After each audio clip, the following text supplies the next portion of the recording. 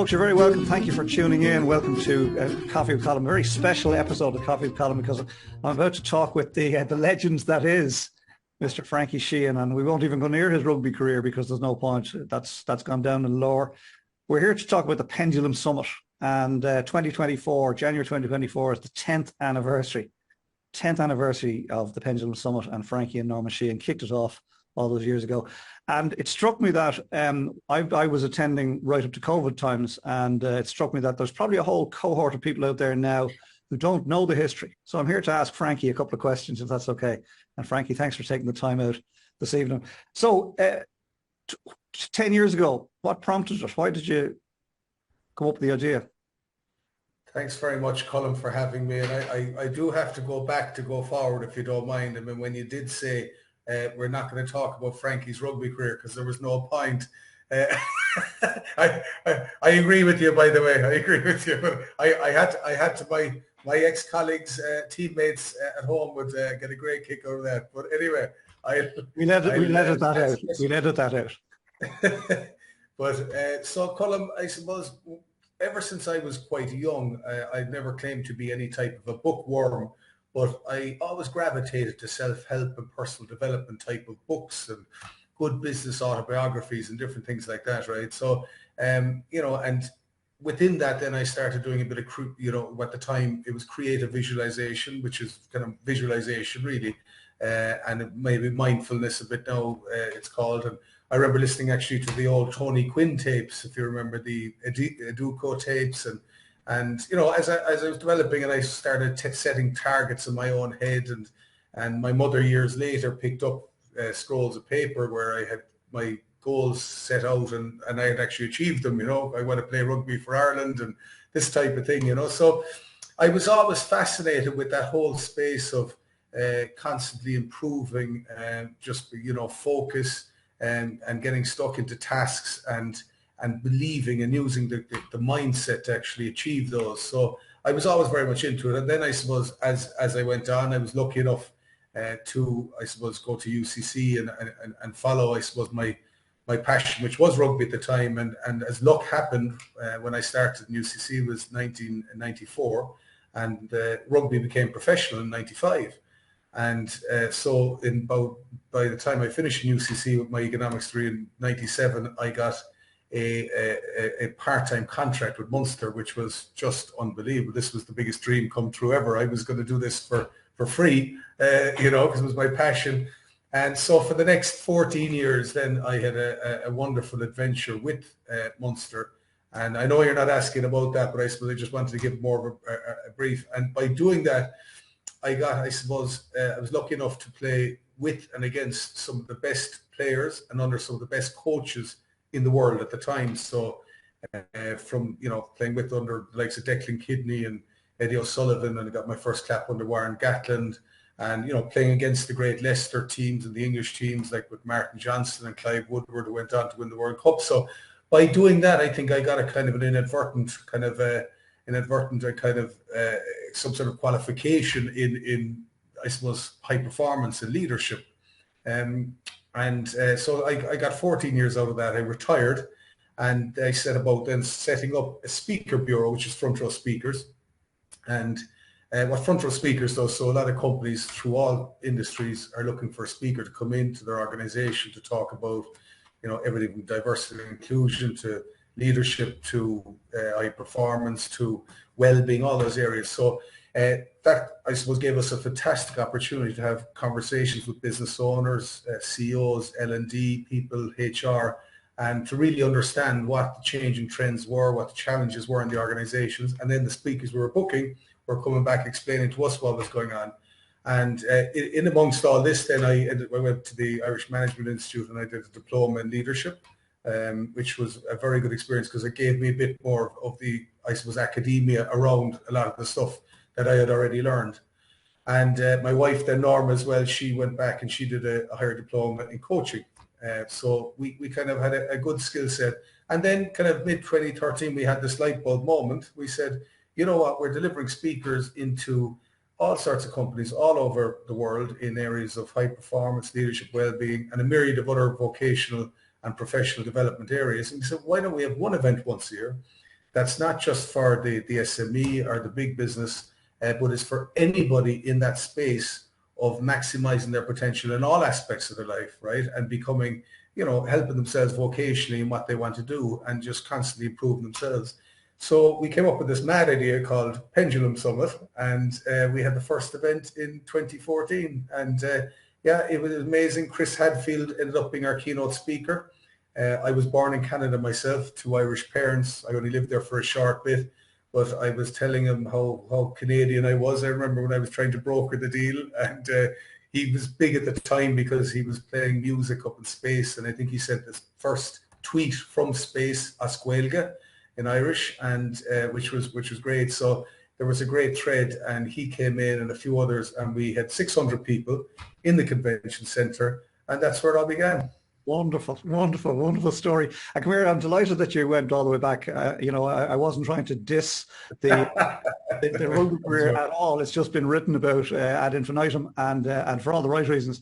But I'm delighted you went back because it's contextualized where Pendulum came from. It wasn't just this mad idea that you came up with someday and said, let's do this. So thanks for doing that. So 10 years on, it's been fantastic. It has helped so many people, yours truly included, to get their heads screwed on straight at the start of the year. And I remember talking to you at one stage and asked you, why did you pick early January? And you told me, at least you told me what I believe was the case. Remind us, why did you pick early January? It's very early in the year.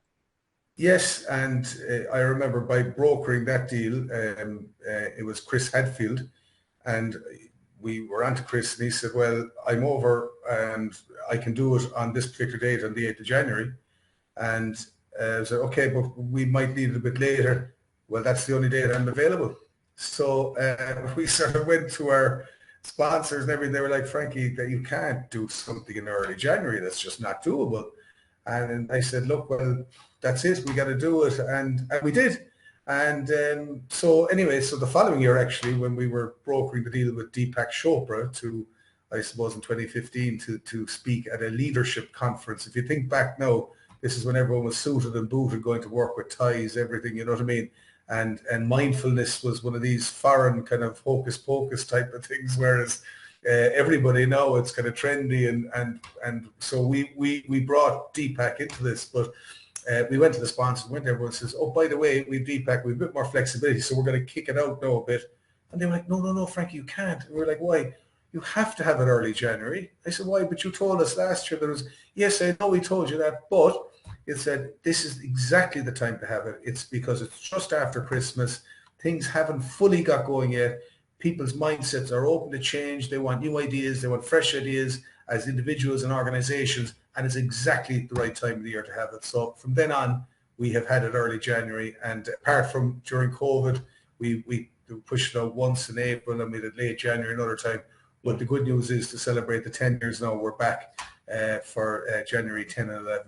That's fantastic. And I remember you told me that story, but I just wanted our listeners to hear it. It's fascinating how the universe conspires, if you like, to put the pieces in place, right? Chris Hadfield was the one who dictated the 8th of January and everybody resisted it. And we know that in Ireland, like seriously, most businesses don't get back up and running until late January and February, etc. Right? And I think you guys booked the trend. Yes. And it was amazing now to hear that it was your sponsors who dragged you back in year two into the early January. And of course, it's become a staple ever since, until of course COVID. And we talked about that in a second. I actually spent 6 years on the board of Fall to Ireland, actually. And that particular week, so I was doing my bit for the green jersey as well, I convinced myself, because that's the quietest time of the whole year for business tourism in the country, and especially in Dublin. So, at the height of it, we were bringing it up to 20 million to the local economy of Dublin at the quietest time of the year for tourism. So that was a small little thing as well that I was quite proud of. But in fairness, you've literally donned the green jersey, and you continue to do so. Congratulations! It's superb. Tell me, in all those years, you've met hundreds of speakers, hundreds. You've had lots of people on stage. Have you got to highlight any one moment that yourself and Norma sat there and thought, "Wow, how did this happen?" Yeah, we've had it's that's like asking me what my favorite child is, or who my favorite child is. We've had so many, great days. Every single. I remember the minute detail of every single Pendulum Summit. I remember exactly the emotion. I remember every part of it, and different speakers did different things. And that's the beauty about Pendulum, by the way. There's not one person going to go to Pendulum this January and say, I adored every single speaker. There's going to be fierce diversity of thought and opinion around that. And that's what I love. I love the kind of the robust conversations at break times about that. And it just depends where you are in your life. I even remember listening back to Patrick Coveney, like CEO of Greencore at the time. And remember thinking at the time, yeah, it was good presentation. I listened to it 4 or 5 years later. I was like, wow, it was a completely different conversation in my head. I had potentially matured more and I was a different person. So I mean, like, to get the likes of Tony Robbins was huge. And when we had in 2016 after the DPAC or 2015, we managed to sign Tony Robbins, and we had 3,200 people. So first year we had 600, then we had about 15 or 1,600, and now we had 3,200 people, right? And now the cost of, I remember exactly where I was when I signed that contract. Those moments and you're like, what are you doing, Frankie? And I signed this contract and I was like, oh my God. And now when I announced it, I thought that, my God, this will be sold out. This will be like, Ticketmaster now for one of the big concerts coming to town. I couldn't have been more wrong. I was ringing up CEOs and saying, guys, I have Tony Robbins, and they're, Tim Robbins, is it? Is that the actor? I said, you got to be kidding me. Are you serious? And it was horrible at times. It was so, I had to push and push and push and push. And some of your listeners, I suppose, are on the other side of my passion, I'll call it. When I do, and I am so passionate about this whole thing, and I get some of these brilliant name speakers, unbelievable names, and I can't help myself when they say, well, I'm not sure. I'm like, seriously, you can't not go to this guy, right? Because he's that good, So I think the Tony Robbins Day, and when we did sell out, and he did a 5-hour masterclass, and it was something else, and it was, getting people to their feet and jumping and cheering like this. And to be fair to Tony, like, I'm not mad about doing that. I don't like going up and jumping like this. But there's a science to actually what he's doing. You create emotion by motion. You know what I mean? That was his thing. So there was the people who were there, in fairness to 99.9% of them, they just got involved and they went with it. And there was a lot of people who weren't there there was a bit of kind of sniggering. You at that whole thing that, and there was a bit of that. And I remember Matt Cooper took the one guy who was disappointed from the whole thing. And it was like, from a rugby context, Ireland beating England by 40 points. But there was one guy in the crowd didn't enjoy the match. And Matt took him on the station, and they took the complete make out of the event. And I was really annoyed after it, and I had it out with Matt after, I know I'm good friends with Matt, and he brought me on the station the following evening. But anyway, I think that was a huge moment. The following year, then we extended it to 2 days, and then we brought Richard Branson over, and we had a huge one for that, and they just kept getting bigger and different, and it was a lot of big ones. I think one of the big highlights globally was the time then when Richard Branson was on stage, and someone told me Conor McGregor was around and he'd be keen to come in, and I said, like, why not? And I paid him a check as well. But anyway, he ended up on stage with Richard Branson, and of course Branson, being the marketing man, takes off his top, and the two guys stood toe to toe like this, and with their tops off. And within hours we had 10 million hits globally on this, right? It was on the front page of every paper. It was just, so it was kind of, to answer your question, we looked at Norm after and said, we've done something okay here. This is absolutely wonderful. I'm proud to be able to say I was there when Tony Robbins was there. That was a great event. But Tony Robbins also isn't for everybody. There's this feeling sure. of, yeah, I get that. the Americans are, they're a bit too over the top. Tony's special, in fairness to him, and he's world class at what he does. And you've created a world class event. Yes. And I was there for the Richard Branson Yeah. one as well. And it was the perfect picture moment. Richard Branson and your man taking off their shirts and standing toe to toe. So well done. It's interesting. You picked Tony Robbins as a highlight and also as a potential low light, because you sort of said you signed it. You thought everybody would buy tickets, and they weren't going to, and you had to hustle perhaps harder that year to fill the place. Well, what about COVID? When COVID struck, what happened? Where did you go? How did you feel? Yeah, it was interesting. It was just before COVID struck. I remember talking to my mother, and I was just exhausted. And I said, wouldn't it be fantastic to have 6 months of just doing absolutely nothing? And I don't know what happened next, but all of a sudden we were propelled into doing absolutely nothing. And I think as for me personally and my family, gave me an opportunity to spend a bit more time with my family, which I did. I think for everyone it was lovely in a way that we were forced to sort of to talk to each other, and got to know our neighbours very well. We had some great fun with our neighbours, and got to spend a bit more meaningful time with other friends as well and stuff like that. All those bubbles we were in, we kept convincing ourselves, oh, we're okay because we're in the same bubble, aren't we? And to be fair, I'm one of these guys. I'm lucky. I'm very healthy. I was never afraid of getting COVID. I'd nearly be a bit stubborn about it. If someone says he's COVID in that room, don't go in, I'd nearly go in. I'm not proud of that type of thing, but that's just, I'm kind of, I wasn't afraid of it, and I'm not trying to take from it. It was awful for so many people. And we lost a lot of dear friends and relations on the back of it, but that's just the way I chose to deal with it, and so we really connected with the family, we connected with friends, and during all of it, I felt that people needed something. So at the end of 2020, we decided as a group that we would do a virtual event at the end of 2020, and we worked really hard, and the team here worked really hard.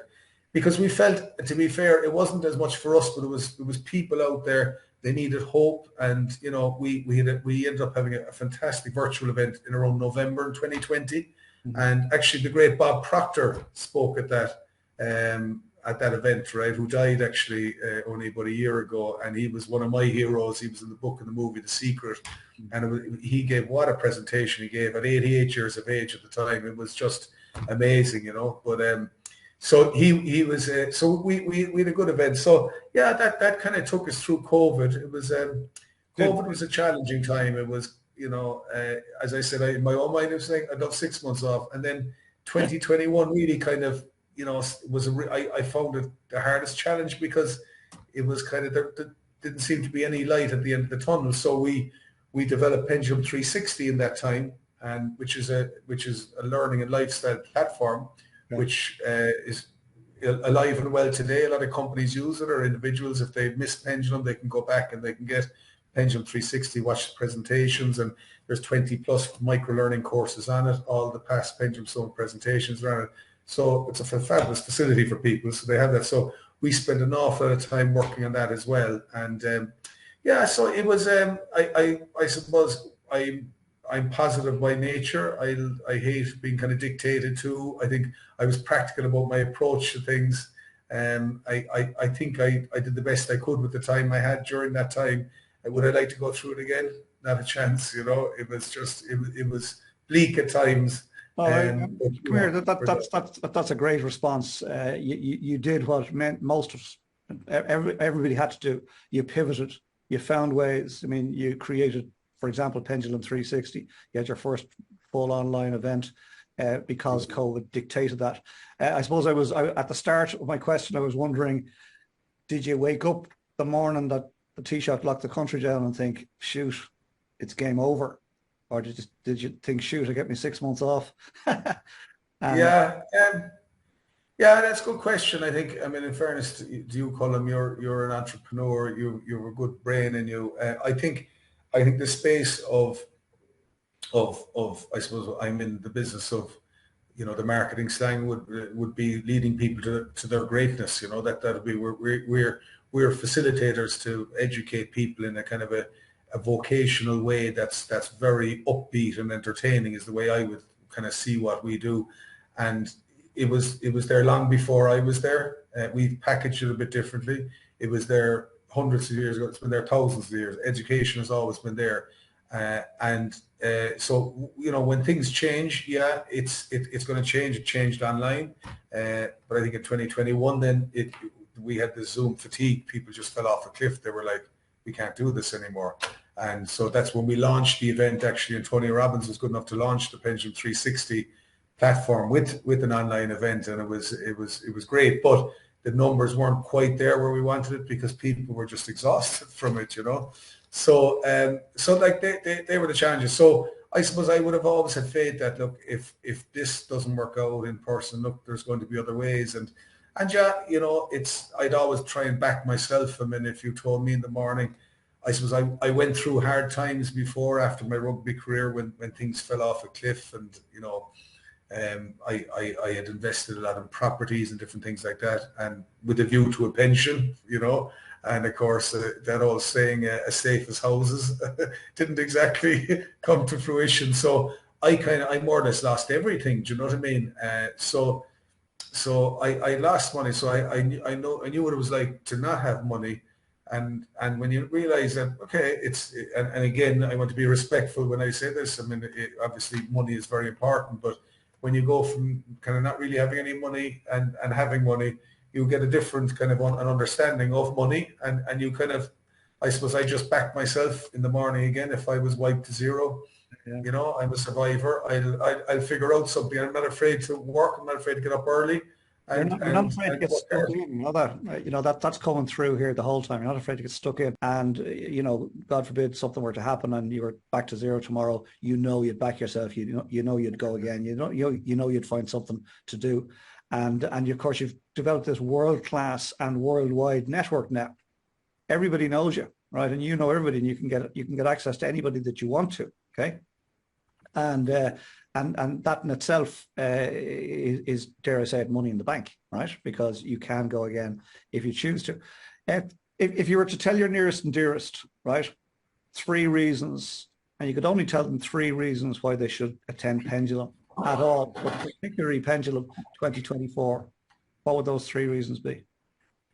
Well, I think the first one, and it's the first pillar of Pendulum, Colm, is mental resilience, right? And it's, Zig Ziglar said something one time. He said, motivation is like washing. That's why we recommend it daily. Okay, so you could be, we could all be motivated today, tomorrow, and I could be up to here.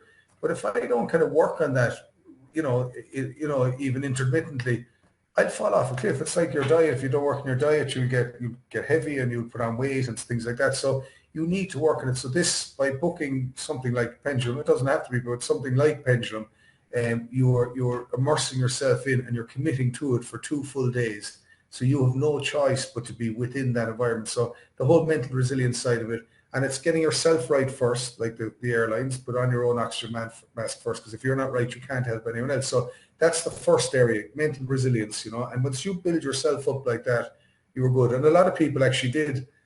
When COVID kicked off, they came to me and said, like, all the Pendulum over the years, all that stuff kicked in when COVID happened. They were more prepared for it because they had the work done, you know what I mean? And that sort of prepares you for when, and there's always going to be something. There's always going to be, whether it's going to be a war in Ukraine, whether it's going to be a Brexit, whether it's going to be a Donald Trump, there's going to be something, so it's just preparing yourself for the next thing. So that's the first thing. I think the second thing would be the connectivity that's at the event. I think we don't push it as a networking event. That kind of words, I'm not mad about that word anymore, networking, but it does. I mean, I think more than anyone, Colm, you could be sitting beside, Pat McDonough from Supermax there with his full team for 15 days, for 15 of them, and he's taking more notes than anybody. And you've heard a lot of the stuff that the speakers are saying, but I suppose when it's been said to you in a highly charged environment, and when Pat McDonough then there says something to you, and he's there, and you get to see successful people in their chosen field, and they're just normal like you and me, that gives you a fair sense of a lifting or an osmosis. So, and the connectivity and just those little knitter natters and those chats and all that, I think that's a huge part of it as well, you know. And I think the final part of it as well, I think is, you know, is we'll call it elite performance. And I know that sounds very kind of, you know, but it's constant improvement, right? And I think in life, Colm, I think a lot of us, including myself, could be doing lots of things really well, but just a slight tweak this way or that way, and all of a sudden it's a game changer. You know what I mean? And that's all. And it's just that's what you're looking to do. And you know, we're bringing people on stage who've achieved great success in their areas, and without knowing it subliminally, you'll start listening and hearing. Every one of these guys are doing something at a kind of a level that's just above normal. And the more you surround yourself with those type of people and the people watching and the people on stage, I think that's a huge part. And before you know it, small and incremental improvements, and all of a sudden that becomes elite performance. And as Tony Robbins would say, constant and never-ending improvement. Yeah, it's interesting that you finish on that point, right? Because you go all the way back to your how you explained what rugby did for you, and it put you into this high performance arena, and you were living your dream, right? But you got to work with world class, play with world class players, work with world class coaches, and you saw the importance of high performance. And then your speaking business, you were putting all these high performance speakers out into the world. And then all of that led to Pendulum, and that's what you've done. You just keep building on that the whole time. I love what you said about mental resilience. POYOMF, it's a phrase I've been using for a couple of years now, POYOOMF, which stands for put on your own oxygen mask first. I absolutely agree with you. If we don't look after ourselves, we have no hope of looking after the people around us. And that's what the airlines teach us. Put on your own oxygen mask first so that you're capable of helping those around you. Another reason why I love Pendulum. The connectivity, you're 100% right there, right? We've no idea who we're going to bump into at Pendulum. No idea. There's a fella I meet every time I've been at Pendulum. I meet the same fella. Passing, you know, through one of the doors at some point. We'll always bump into each other. We don't see each other from one end of the year to the next outside of that. But you've no idea who you're going to meet. You've no idea what opportunities can be created by meeting somebody, because we're all there in the same environment, all absorbing the same type of information, all hearing different things, by the way, because of where we're all at, okay? But we know we're in good company, okay? In like-minded people. And we've no idea what opportunities can come from that. The only opportunities that can't come are the ones where there's nobody there, where somebody doesn't turn up, right? If you don't turn up, you're not in the room, you can't have the meeting. You can't have that bump in the universe that'll set you off in a different track. And then the whole thing of elite performance, I mean, it's astounding, having been to the Pendulum Summit pre-COVID, absolutely astounding what you created, world class in every sense, and I'm so looking forward to January 2024 and getting back into that environment. I've missed it for one. I fell off the train somewhat through COVID for a whole myriad of reasons. But now I'm ready to go back out there and ready to get back involved with what you've created in Pendulum.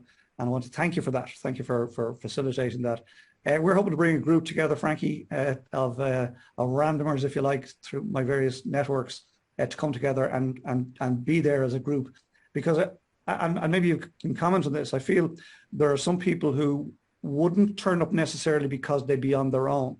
Have you comment on that? Yeah, everybody's different, and yeah, people are a bit. I mean, would you go to the cinema by yourself? You know, I have, but sometimes I don't. But I think there's every morning I'm at a Pendulum Summit, and in fairness to you, Colm, you've been one of the great supporters. You even were in New York with us when we did the Pendulum in New York, which was incredible with the likes of Jack Canfield and Deepak Chopra. But I think that every Pendulum at around the mid-morning coffee break, people will come up to me, oh my God, Frankie, oh my God, this is unbelievable, it's unbelievable. And I'm kind of confidently nodding back. I said, yeah, you know, I told you, but you never told me it was like this, Frankie. And I'm like what? Like this is unbelievable. I'm like, but like, tell me what I'm not telling you, because I need to tell the next person. And they're like, I don't know. And they go off on a kind of a thing, right? So I think that's the whole thing. So whether you're by yourself, whether you're with a group, in fact, there are people I know that go to groups, win groups, and they're saying, could you split us up, please? Oh, because well. they want to, they want to have a reflective time by themselves as well, right? So it's individual, like it caters for everyone. You can go and do something, you know what I mean? Be bold. As I said, look, if it's not Pendulum, I hope it is, and I'll just say, like, it is. It is. They say self-praise is no praise, and I'm not saying this because I'm trying to praise it, but this is as good as I've seen anywhere in the world. I travel with Norman. We try and find a conference or two a year to see, to learn from, to try and get new ideas. And I'm honestly, we're up there as good, if not better, than anything I've seen out there. You know what I mean? It's on our doorstep. We spend huge money on some of the top speakers to bring them over. So, taking a bit of time out for yourself, or as a group or as an organization, it should be done anyway. Even if you were going for 2 days into a room by yourself, it should be done. You know what I mean? Whereas now you're getting an opportunity with world-class speakers, and not just the speakers, it's the delegates around you. And I think there's a lovely openness there. We have a world-class app now as well, a kind of a networking app and stuff like that, which is, again, not for networking, but for connectivity, that you can browse through, and you can just observe, or you can partake, and small things like that. And there's lots of areas and different things, and we've all new ideas to try and keep people together.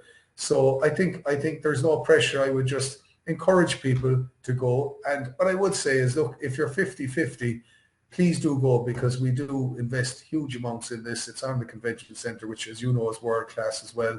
Everything is put on. And if it is 50-50, please do take the punt and support us. And I go as far to say, Colm, and to your network and any of your listeners listening, if any of them do decide to go, and if they're not happy at the end of it, or didn't get anything out of it, I'll give them their money back. I love that, but there's no need to make that offer, because it's lads. I understand that, but I hear you. But look, that's so confident I am in the product. But and you've every right to be. I was just thinking there, like, it is world class in every sense. Okay, in every sense. Okay. And you bring in world-class speakers. But here's the thing. It doesn't matter how much money you throw at a world-class speaker. They won't come if it's a sham, right? Or if it's shabby, right? They're only coming because it's world-class. You can't just throw money at a fella or a girl and expect them to turn up and rock into something that's second class. This is absolutely world-class. Frankie, it's a pleasure chatting to you. Thanks for taking the time out. And I'm really looking forward to spending time with yourself and Norma. And oh, there we go. The Pendulum Cup. Looking forward to spending time with you guys again in January. Website address for people who want to get tickets? Yes, pendulumsummit.com, or Frankie at pendulumsummit.com if you need to connect with me directly. Happy days. Frankie, a pleasure, my friend. Mind yourself. We'll see you in January. Thank you, Colm. God bless you. Take it easy. See you soon.